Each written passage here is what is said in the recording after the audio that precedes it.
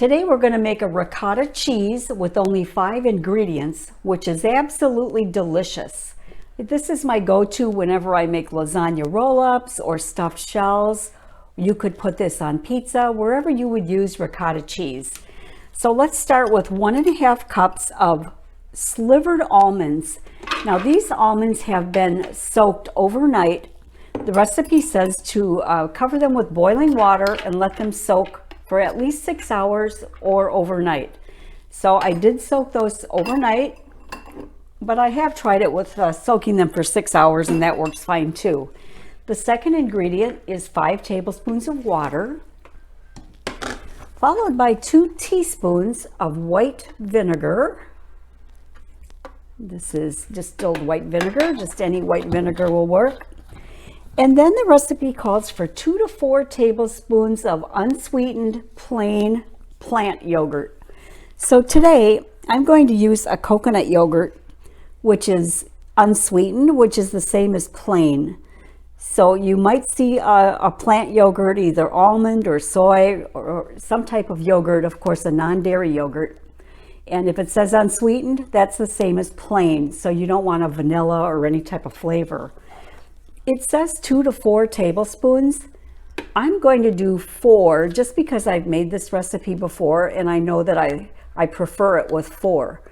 But start off with 2 tablespoons and taste it as you go, because between the vinegar and the yogurt, it gives it a little zingy, tangy flavor that you might want to adjust to your liking.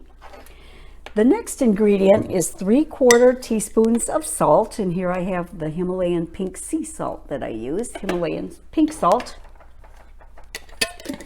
And that is it. Now I'm going to process that, and then I'm going to add one more ingredient which I like to use, which is spinach, but you don't have to use the spinach.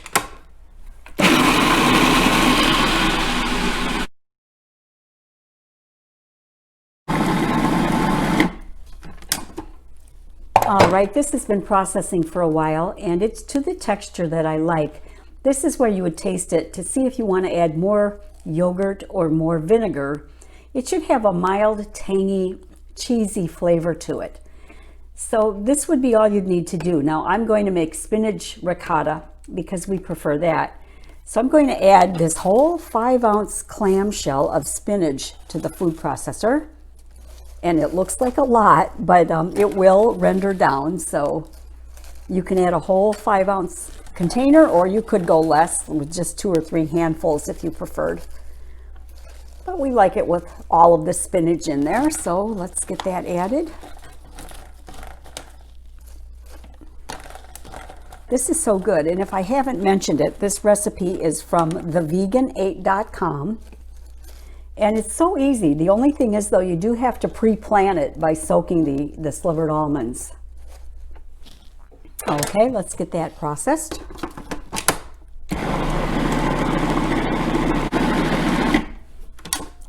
Okay, the spinach is incorporated. So now I've got this really great spinach ricotta that I can use in a number of places.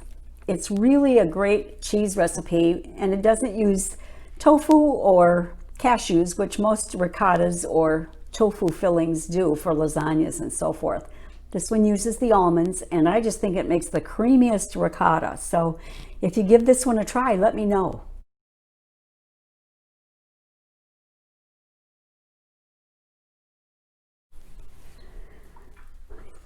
Let me show you how easy it is to make some mozzarella ooey gooey cheese that you can use on pizza, stuffed peppers, wherever you would use a mozzarella cheese. So I'm going to start with 1/4 cup of cashews, which I've already added to the blender. If you do not have a high-powered blender, you would probably need to soak these cashews for at least 2 hours before proceeding. And then it calls for 1 cup of hot water, which I've had my tap water running so that it would be hot before I started this video. So I've got my hot water. Calls for 2 tablespoons and 1 teaspoon of tapioca starch or tapioca flour, or you could use, in a pinch, you could use cornstarch. So tapioca flour and tapioca starch are the same thing. And then 1 small garlic. I'm going to save time today, and I'm going to use organic jarred garlic, which I'm going to squeeze what I think is about a clove in there. 3/4 teaspoon of salt. Now you do need the salt in this. These cheese recipes do need the salt for the flavor. And then 1 teaspoon of freshly squeezed lemon juice. You could, this is a 3/4, so I'm going to add a little more. You could add store-bought lemon juice if you didn't want to take the time to squeeze one. Okay, let's get this blended up.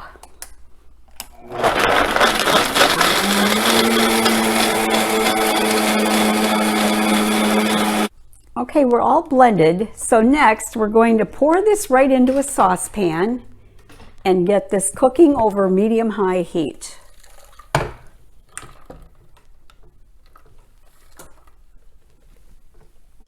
Okay, so we've moved the mixture to a saucepan over medium-high heat, and we're going to continue to whisk or stir this until it thickens. And it won't take long because of that tapioca starch or tapioca flour. That's the thickening agent.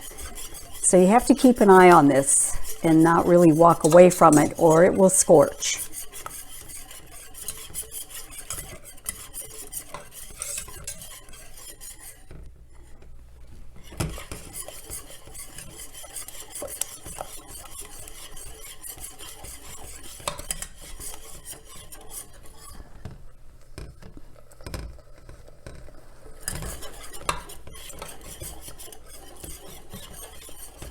Okay, so we've only been at this for a couple of minutes and it's already starting to thicken up. And I just love this on stuffed peppers, which is why I made stuffed peppers the same day I'm making this recipe. So for those of you that are thinking, how could I ever give up my cheese? I hope you're beginning to see that there are several great substitutes made with plant-based and nuts and other ingredients that are just as tasty and without all the detrimental effects of eating dairy products.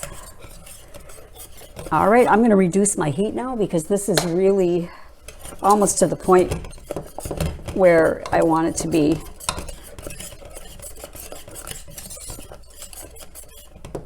So here we have it. It's ooey gooey cheese. It's not really titled ooey gooey, that's just my name for it. It's called Mozzarella Cheese, and the recipe will be in your PDF with all the recipes. So let me know if you make this and how you're going to choose to use it. On a pasta dish, on pizza. Let's see, I mean, you could even, there's times when I've even dipped crackers into this because I like it so much. So be creative. Let me know how you're going to use this. Okay? Thanks.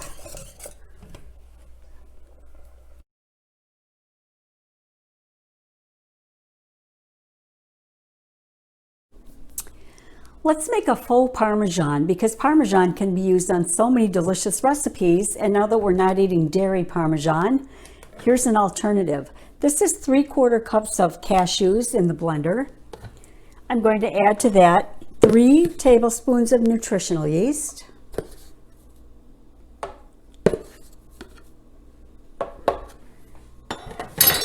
a 1/4 teaspoon of garlic powder, and 3/4 teaspoon of salt. Now, if you do not want to use salt, you can use a salt-free blend in this. This recipe is so subjective. You could use whatever spice you want in there that you like. There's several salt-free alternatives. I've tried a couple of them, but I prefer to use the garlic powder and salt. And this is 3/4 cup cashews to 3 tablespoons of nooch, but other recipes are to just use 1/2 the nooch or nutritional yeast as you do for the cashews. In other words, if you had a 1/2 cup of cashews, you would use a 1/4 cup of nutritional yeast and then add your spices accordingly. So this is all there is to it. Let me get that blended, and you don't want to over blend it. It will turn into a paste. So you just want to blend it until it's powdery.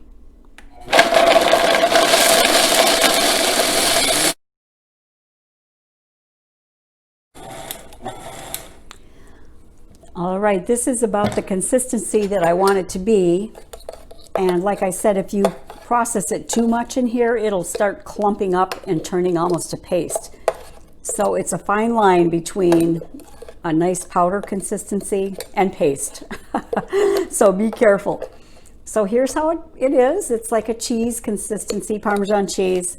And at this point you would taste it and see if you want to add any other spices, or maybe taste it midway so you're not continuing to process it down too much.